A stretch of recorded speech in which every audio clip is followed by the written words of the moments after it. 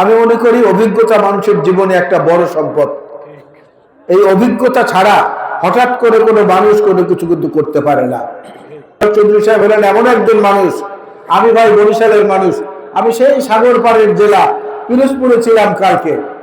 হঠাৎ করে তারেক রহমান সাহেবের পক্ষ থেকে ফোন গেল যে আপনার যত কাজকর্মই থাকুক আপনি ওখান থেকে আসেন, আগে কুমিল্লায় যান, মনিরুল হক চৌধুরী সাহেবের পক্ষে আমার কাছ থেকে তারেক রহমান সাহেবের পক্ষ থেকে সালাম পৌঁছে দেন এবং তাকে নির্বাচিত করার জন্য ওখানকার মানুষকে আহ্বান জানান। ইনশাল্লাহ যদি মনিরুল হক চৌধুরী সাহেব বিজয়ী হন, শুধু এমপি নয়, এর চেয়ে কোনো ভালো সম্মানিত জায়গায় তিনি ইনশাল্লাহ। সেজন্য আপনাদের আশীর্বাদ, আপনাদের উপস্থিতি, আপনাদের সহযোগিতা, বিশেষ করে বোনদের, মায়েদের, মাসিদের, দিদিদের, আপাদের সবার সহযোগিতা একান্ত প্রয়োজন। আর এই প্রজন্মের তরুণ এবং যুবক যারা, তাদের আকাঙ্ক্ষা ধারণ করার ক্ষমতা মনিরুল হক চৌধুরী সাহেব রাখেন। কারণ তার ইশতেহারে আমি যে পরিকল্পনায় আমি দেখেছি, তিনি আইটি ভিলেজের কথা বলেছেন, তিনি অনেকগুলো গুরুত্বপূর্ণ কথা বলেছেন। আক্তার হামিদ খান সাহেবের স্মৃতি ফেরত আনার কথা বলেছেন, তার মতো জনমুখী উন্নয়নের কাজের কথা বলেছেন, আরো অনেক কিছু বলেছেন। কুমিল্লা একটা ঐতিহ্যবাহী জায়গা, কিন্তু এই শহরটার মধ্যে ঢুকলে পরে আসলে একটু বিব্রত হতে হয়।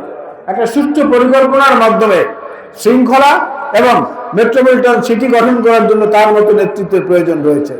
সুতরাং বিএনপি যদি দেশ পরিচালনার দায়িত্ব পায়, বিএনপির প্রধানই আমাকে বলেছেন যে ওনাকে আরো সম্মানিত জায়গায় ইনশাল্লাহ আমরা নিয়ে আসবো, আপনি জনগণের কাছে এই কথাটা বলে আসবেন।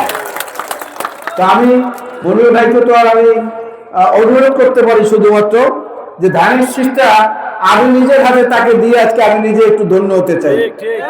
তারেক রহমান সাহেব তো একবার দিয়ে গেছেন, আমি একটু দিতে চাই যদি আপনারা অনুমতি দেন, থাকেন। ধন্যবাদ।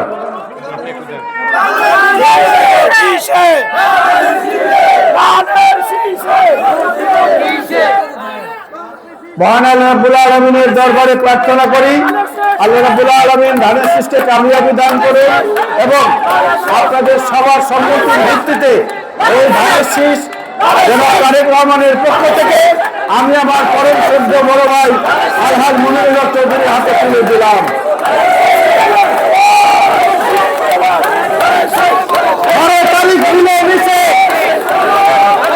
ভোট দিব ধানের শীষে।